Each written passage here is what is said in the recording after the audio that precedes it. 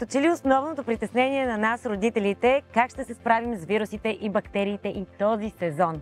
Като майка на 4 деца мога да потвърдя, че може би най-голямото предизвикателство на това да бъдеш родител е да осигуриш на децата си здрава имунна система, така че да бъдат жизнерадостни целогодишно. Едно от нещата, които правя, давам на децата си качествени пробиотици целогодишно. В момента моите приятели Българ Биотик са ни улеснили с Smart Start кита си, в който са сложили два бестселъра. Кои са те?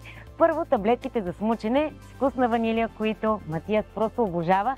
Сам си ги взима сутрин и вечер, между другото така трябва да ги давате и вие на децата си. Какво прави тази таблетка? Създава една бариера в устата, която не допуска бактериите и вирусите да се разпространяват, да се умножават и да се разполяват децата.